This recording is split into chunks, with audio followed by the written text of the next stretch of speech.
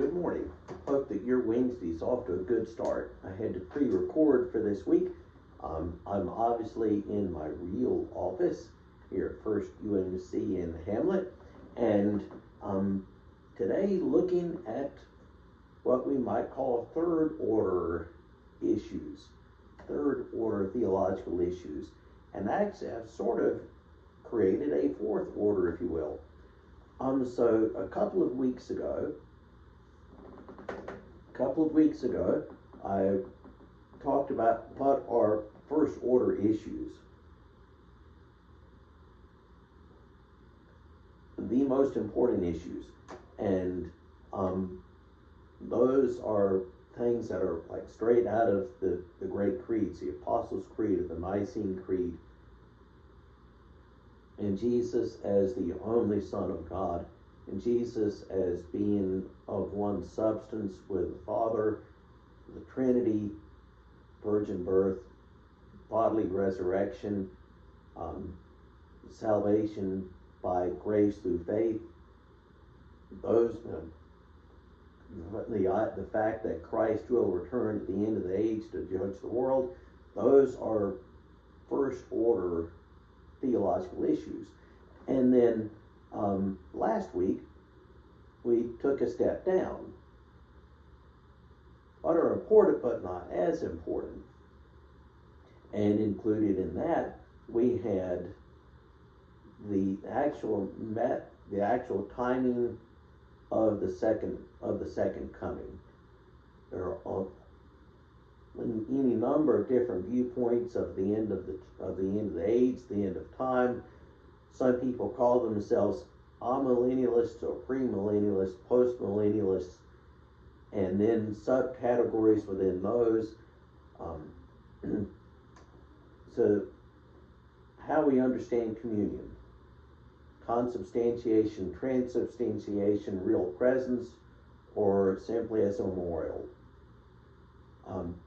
Who should be baptized? What is our understanding of baptism? Those are important, but they are a step down from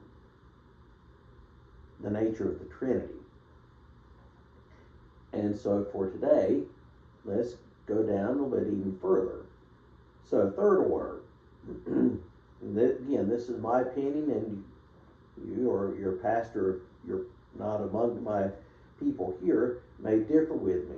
But if you take it down a step below what we've already discussed, third order, I would put creation. Given that God created, the idea that God is the creator of everything from the farthest galaxy to a kitten at the back door, taking that as a given, the mechanism or the timing of creation, I take as being third order. Some people are staunchly young earth creationists and believe that the world, the universe, is all 6,000-7,000 years old. Others believe that the universe is very, very old, but there's a gap between when it was created and what is recorded in Scripture.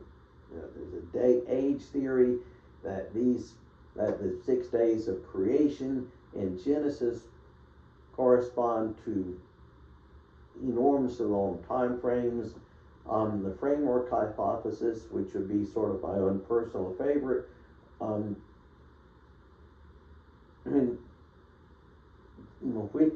wherever you are on that spectrum, I think is third order. I don't think that is as important as I don't think that's as important as the, say, your viewpoint of the end of time, and certainly not as important as the fact that God is the creator. Okay, next, another third order issue is how baptism should be administered. I think that discussing the significance of baptism, what it represents, is more important than how it should be administered. Who it should be administered to is a more important question than how it should be administered. Historically, it's been done through 3 different methods: immersion, pouring, and sprinkling.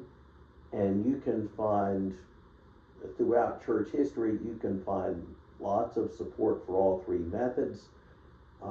Yes, I do know that the stock definition for baptizo, from which we get the English word baptize or baptism, is to immerse, but there are examples even within Scripture where the term baptizo, the Greek word, is used to refer to things that obviously cannot be immersed.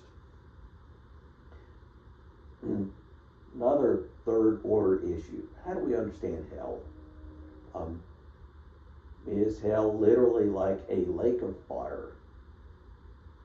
Or is it a perpetual state, but one where you are cut off forever from God's presence? Or do the lost simply cease to exist? You can have all sorts of opinions with that, and that's third order. I'm certainly not going to debate it. What about the never-ending debates about Calvinism versus Arminianism? Yeah, it's a nice intramural debate. The exact amount of free will that we human beings have, that's a nice intramural debate, but it is definitely not something that we should part company over. Debates about personal morality, I would say third order. Now, we could also, if you're going to go down even below that, there are other things. If there is a fourth order, order of worship. Order of worship, provided that the basic elements of worship are in place: the reading of the word, the proclamation of the word, an offering, prayers, music. Provided that those elements are in place, the exact order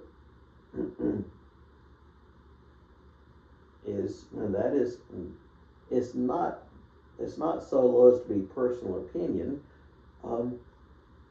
but it's definitely not as important as some other things. Does your church use wine or grape juice before communion? Do you sing psalms or hymns? And there are some churches that have theological positions about using psalms versus hymns in worship. Some churches have theological positions about instruments. The Primitive Baptist Church, they will sing hymns, but as a matter of theology, won't use instruments.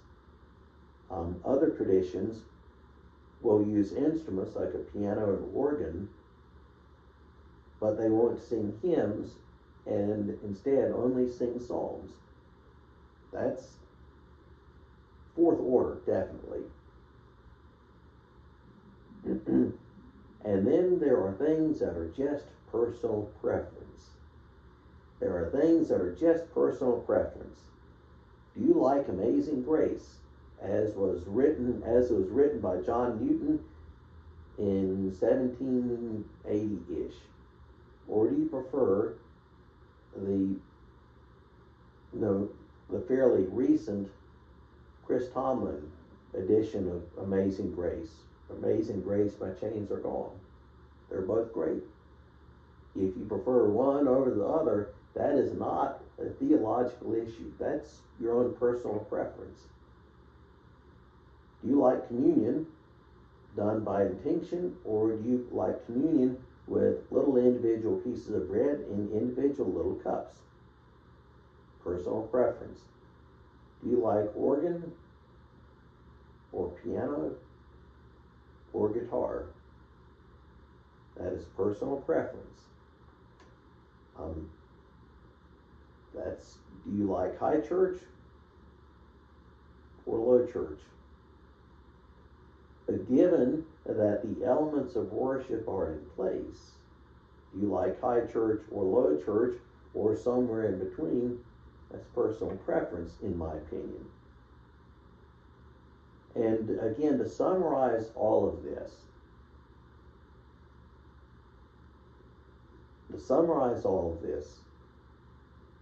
there have to be some hills that are worth dying on. But not every hill is worth dying on. There should be some elements of the faith that are essential. These are bedrock doctrine. And for me, it's those things that are included in the Apostles' Creed or Nicene Creed, bedrock doctrine.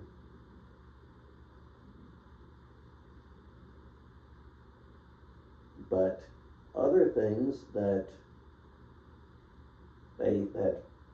are theological or biblical, but which don't rise to the level of being bedrock doctrine.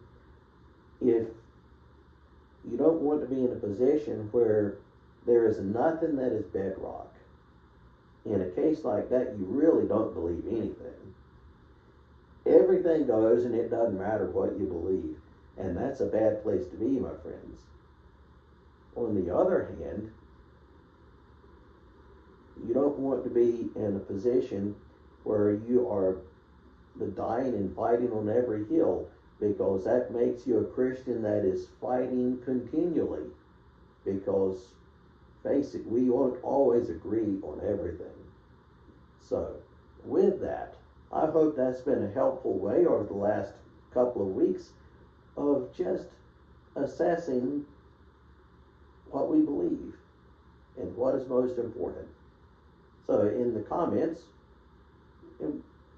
what is most important to you? Have a great rest of your day.